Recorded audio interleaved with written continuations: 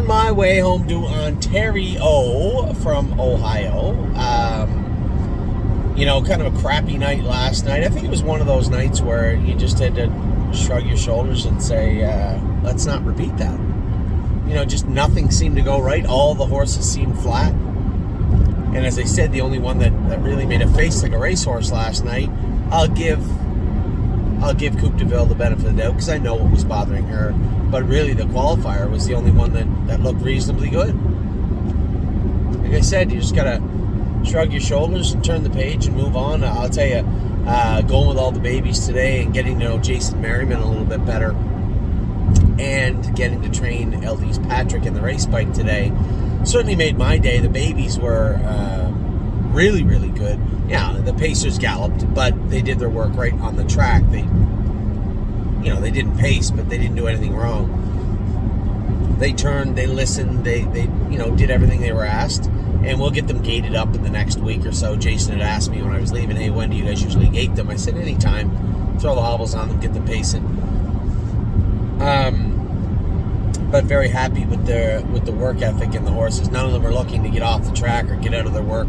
They did their work well. And the trotters, some of the trotters seem really, really good. I mean, obviously, you guys got a good splash of reality, same as I did, as right up until qualifying time, I professed that we had 6 sire stake fillies, and, sure, I could see, maybe Whispering Song wasn't, maybe this one, but I thought we had 2, 3, 4 for sure, and then lo and behold, we only had 1, and not only did we only have 1, but the other 5 were various forms of mediocre, so a little frustrating. You try not to get too high on them, but all 5 of those horses, that I was referring to, had talent. They just didn't have the depth to push forward. You got Full Heart, who got injured, and was a bit of a head case, so it's hard to gauge how much talent she had. I'd like to see her with her head screwed on straight to see what kind of talent she actually has. Then you look at High Enterprise and Whispering Song.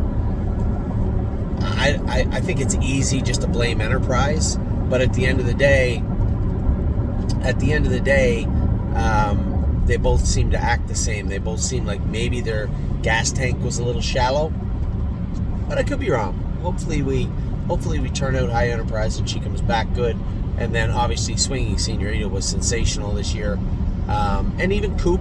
And I think if we're starting now, I think I still see a path to the sire stakes for Smoking Hot Irish Girl. Maybe she's becoming a little more well-rounded now, and Coupe's going to need some time. I think if we put her away properly, Coupe's going to come back 1, more mature, 2, her joints all cooled out, and 3, in a better mental disposition to be a good 3-year-old.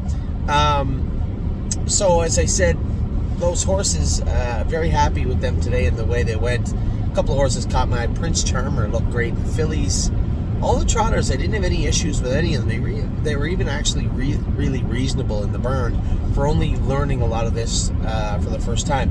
Now today we picked up the Levesque horse, number 1 in the sale that we had sold out. Part of the deal when I was buying that horse was we could pick that filly up next week when we have time. Today was that time. Daryl went out and got her. Good news for those who may be following. Yes, who was acting a little colicky, had to go to the clinic. My God, I'll tell you one thing. These guys are criminals. I think the bill was like $2,800 US. He was there 3 days, and there was nothing invasive done.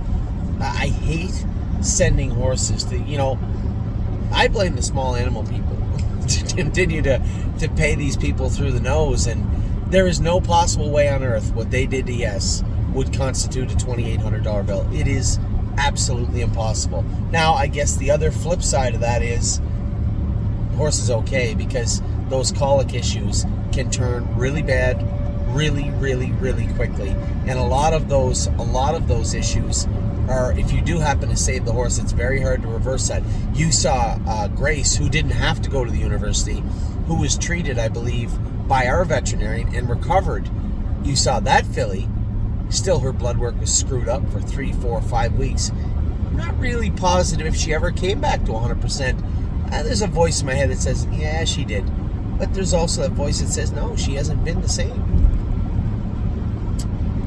Either way, Yes is There was nothing, as I said, invasive needed. There was no dire circumstances that he was in. The situation didn't turn extremely scary. We were just being super cautious. What the hell's wrong with me today? Super cautious. And as a precaution, we sent him to the clinic. The only thing invasive was where they stuck that bill. I think, my God Almighty, $2,800. Are you kidding me? Anyway, yes, is healthy. He's back at the barn now. The new filly is back at the barn. They're going to begin breaking her tomorrow. I guess the takeaway from today, from my point, is really impressed with Jason Merriman and how he handled the babies. I just, he shook his hand when I went in and met him. I knew him, to say, hey, how you doing? But I didn't know anything about Jason. I didn't know his background. I didn't know how he'd be with the babies, because it takes a certain type of person to handle the youngsters, right? You got to be patient. You got to be firm. You got to have a firm hand when you need one, but mostly very, very patient with them. Very impressed with the way this guy, and we got a lot of very professional people. Like Danny does a good job with them. Danny on both sides of the border does a good job with them. Our Jason McGinnis does a great job, and now Jason Merriman, really impressed with the way he handled the babies today. A real professional. So he's going to be a real feather in our cap moving forward, as we now have all the babies broken, the last one being broke tomorrow. In from the Ohio sale, all our eyes, obviously, the last week have switched. Our gaze has switched to Lexington, and we are paying very, very close attention. Now, I did slip one by you today. You guys didn't notice. So, for all of you Michigan clients out there, you may or may not have known, but there was a sale in Michigan today. I don't know if I call it your select sale. Here's the thing. I might poke fun at Michigan. There's nothing funny about the situation in Michigan. Michigan, what happened in Ontario in 2012 was salvaged somewhat. We have a strong program. We came back from what could have been devastating to salvage our program and creep back up to close every year to where we were before. Michigan wasn't so lucky. They were kneecapped really, really badly, and they're left in a situation much like Illinois, where it's trying to rebuild from nothing.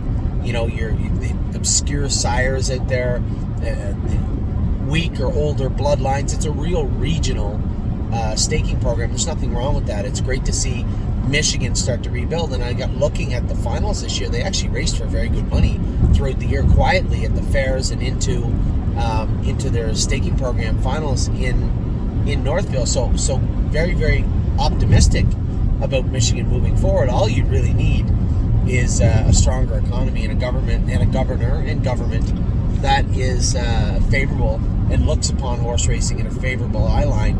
And I think that Michigan could be getting back on track. Right now, they're still climbing out. Man, it's nice to see some of the names that I haven't seen since I lived for a very short time in Michigan and worked in Windsor, Michigan, when I was a caretaker. It's nice to see Michigan quietly start moving forward, and we did buy a horse for Michigan today. Now, don't get too excited. I was on the phone. I talked to Brian, my buddy and partner of ours with some horses. Brian Hockman has horses with Tim Roach. I knew the name Tim Roach. I'm sure I've talked to him once in a while, but I don't know the gentleman. And he has horses with Tim Roach. He was going to connect me to Tim Roach. I'm going in the barn. I'm trying to get my day organized with the babies, and it dawns on me, I didn't call Tim Roach yet. And Lauren's standing right there, and I said, "What the hell is wrong with me, Lauren? Where's your dad and your stepmama?" "Oh, they're at the sale today." Can you ask if they and the horses I was looking at, they'd already looked at? They liked one. Now the horse I picked out, I said, Donnie is Lauren's dad, and I just asked him, "Listen, just find me some value. Find me a horse that looks athletic. That's a good-looking horse. I know the pedigrees don't match the videos, and the pedigrees look watered down, and you're like, oh my God, how can you buy a horse out of this sale?" We're looking at horses in Ontario. We're looking at, I've switched gears just for a day where I was looking at Lexington pedigrees that are going to be 6 figures or more, and then you switch to these pedigrees. You're like, what is this? Is this even an equine horse? The bloodline's like 3rd generation Cadabra sire. What? So I said, all right, no, I'm not doing this. I gave him a list of 4 horses that I found the videos rather interesting. The sire that we bought a horse. We didn't pay much for it. We paid $6,000 for a yearling by some obscure, no-name Amish sire out of a bloodline that I remember from when I was, I was a caretaker in Montreal in the 2nd and 3rd dam. I mean, this is like Jurassic Park stuff. This is, we found this DNA in amber and, we cloned it. We bred it with this Amish sire, and now we have a horse. Oh, I see. So anyway, we bought a, I don't even know what the hell it is. It's a Sunset Acres Banker is the sire. You might say to yourself, I've never heard of that particular animal. No one has. That is a sire by Southwind Russet. You might say to yourself, wait a second. I've never heard of Southwind Russet. Whatever the hell his name is. Neither have I. But Southwind Russet is by Cadabra. Ah, 3rd generation Cadabra. The old 3rd generation Cadabra trick. Yeah. Out of a Yankee Paco mare, that strong Yankee Paco mare line. Listen, we bought the horse for $6,000. We're going to train it down like it's a Muscle Hill, and wherever it lands, it lands. And if it turns out that this particular breed of animal, which I think is, the odds are favorable, is not a great horse, okay, we'll sell that horse. That horse has some value as a 4-legged horse. Has some value. Whatever that value is, we will be reimbursed that value at some point. So, I bought a cheap horse. It's a comical way of saying I bought a cheap horse that's a Michigan bred because I can't tell you guys, we need to keep our foot in the door in Illinois if we're not even going to knock on the one in Michigan. So, we have a Michigan bred now. The horse's name is Sunset Acres Girl, which would indicate that it is a filly. And it is indeed a filly. We have a yearling trotting bred, Michigan bred trotting filly that will be arriving. We will train it down and we'll see what we have. Should be a lot of fun. I know we have a lot of clients in Michigan. So listen, we didn't buy the cream of the crop. We didn't buy the sale topper, if you will, but we did get a Michigan bred trotting filly. So I guess those shares will be up at some point in the next day or so. I haven't even told Wendy that I bought the horse yet, but she'll get it up. We'll get the horse sold out and we will move forward again. So the takeaway from today is the babies look great in Ohio. Jason Merriman looks like he's going to be a great fit for the stable, and yes, we bought us a Michigan bred horse for 2023. Take care.